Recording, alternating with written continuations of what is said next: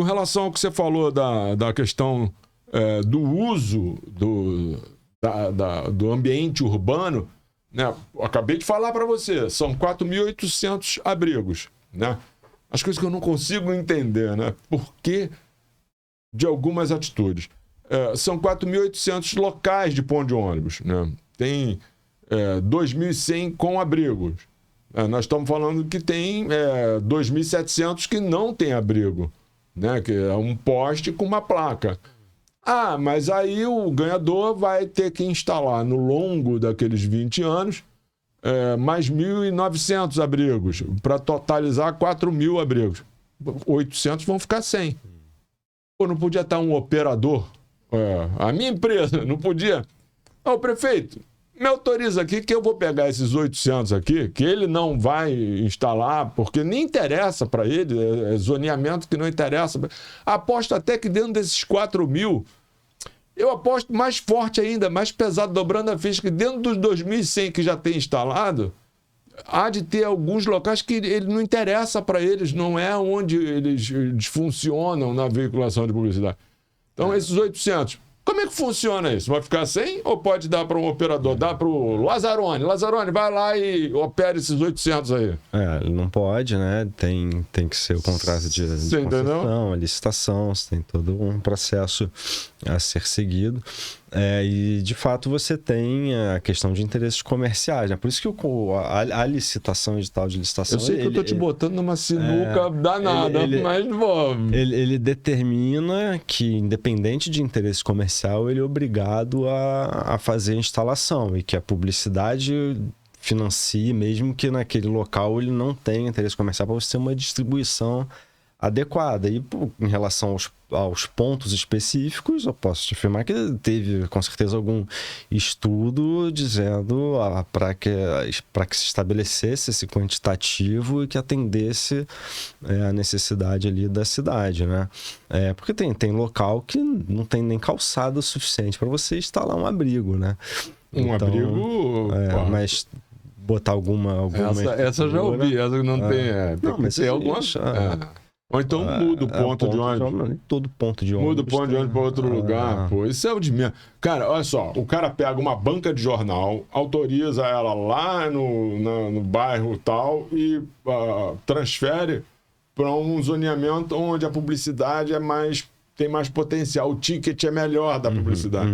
A mesma coisa acontece com bicicleta, com abrigo de ônibus. O cara o abrigo de ônibus lá, ele é depredado. Então eu vou pegar esse MUPzinho, que era relativo a esse abrigo de ônibus, vou botar ele num lugar onde o ticket de publicidade... Então você passa pela cidade, você vai vendo o MUP descolado do abrigo do ônibus. E aí esse controle fica muito mais difícil, né? Lá em São Paulo, a gente está vendo hoje abrigo com 5 MUPs. Um abrigo com 5 MUPs. Aí lindo, a publicidade é linda, é fantástico, é sensacional, a criatividade é sensacional. Mas e o banco para o cara sentar? Não, banco não tem para a população. Banco não tem. Se o cara sentar ali, ele fica na frente do anúncio, sabe? Então, assim... Mas eu não queria ficar nesse papo eu queria falar do direito, né? O imobiliário urbano, na Lei 269, é um dispositivo só que fala que é o contrato o edital de licitação que vai organizar, entendeu? Então, aí tem questão de taxa, de incidência ou não da taxa, que o contrato vai prever isso, que isso está na reforma da tributária municipal. Mas podia cobrar um pouquinho de taxa deles, né?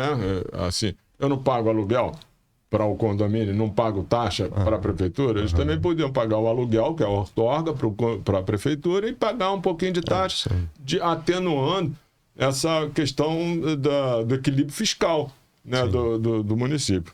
Mas não era disso, eu estava querendo falar de direito, a questão de direito, né? O operador, ele tem lá... ele fez o processo, ele partiu da boa vontade ali, não é boa vontade, é da obrigatoriedade, da obrigação, ele foi, cumpriu todos os requisitos e aí agora ele tem um direito. A gente está falando aí de uma análise de viabilidade, vamos dizer. Que é muito vinculada à aprovação tácita, então, e assumir algum risco ou não. Porque quando você... eu tenho interesse nesse ponto, Rafael. Cabe ou não cabe? Eu vou pegar, vou fazer análise do zoneamento, área de proteção ambiente cultural, área de proteção ambiental, área de entorno do bem tombado, todas as camadas, núcleo histórico, que hoje mudou o nome nessa lei, que é o Centro Histórico do Rio de Janeiro, não é mais núcleo histórico. Você tem corredor cultural, você tem uma série de camadas. Então eu falo, olha, não encontrei nenhuma restrição, considero o local viável. E aí, então vou seguir. Entra com o processo. Se levar mais de 30 dias, você vai instalar relativamente seguro, no sentido de que futuramente o seu processo vai ser deferido, você vai ter a taxa e durante esse processo você não vai ser incomodado, ou se for, você tem uma defesa, entendeu? É diferente daquela situação que se eu te responder, não, aqui é inviável. Mas eu vou botar mesmo assim.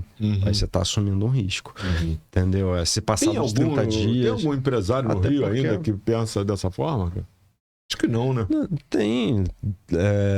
Não dá para dizer que todos os painéis são regulares, né? No Rio de Janeiro, e ainda mais que a gente estava no período aí de transição, né? Então tem algumas adequações que serão físicas aí necessárias. Mas a ideia hoje em dia é de organizar mesmo, né? A ideia é organizar a cidade dentro dos parâmetros dessa lei. E você acha que logrou êxito ou não? Eu acho que, como eu falei, existem alguns casos que são mais polêmicos e que dependem aí de algum ajuste. Porque a prerrogativa do prefeito permanece, né? Se eu não estiver enganado, é o artigo 83, pode ser? De qual prerrogativa de conceder ou não? De conceder de acordo com o interesse público. Nossa, se eu não me engano, é o 101, 102. Nada a ver com 83. Não, eu posso estar errado também. De cabeça também não tem tudo ali na mente. Isso continua. Você tem ali alguns dispositivos que uma publicidade não prevista, até porque, por exemplo, ele disse uma das coisas que eu trago na lei, no comentário da lei. Painel publicitário, definição que é painel geralmente retangular, não sei o quê. Aí vem uma esfera de Las Vegas, entendeu? Você tem outros formatos Nova York, aqueles painéis da Coca-Cola, não sei se você já viu, que eles têm movimento assim, do OLED, módulo e tal. Isso não tem uma previsão legal, entendeu? Então, mas existem algumas coisas, tem coisas que são expressamente vedadas também, entendeu? Então, que mesmo sendo expressamente vedado, ele não teria a prerrogativa de conceder, entendeu? Então, não posso dizer que ele tem a prerrogativa de conceder absolutamente tudo, até porque isso geraria um problema, né? Se alguém quisesse fazer uma esfera igual a de Las Vegas aqui no Rio... não tem previsão. Ele vai cair na prerrogativa do prefeito. Você tem uns instrumentos ali interessantes de restauração de bens de valor cultural, histórico. Isso é muito interessante, entendeu? Você usar a publicidade para restauração. Você eu sou mais interessante de restaurar a parte ambiental, sabe? A recobertura vegetal nativa. Exatamente. A gente não tem cobertura vegetal nativa. A gente tem cobertura vegetal, mas nativa não chega a 10%.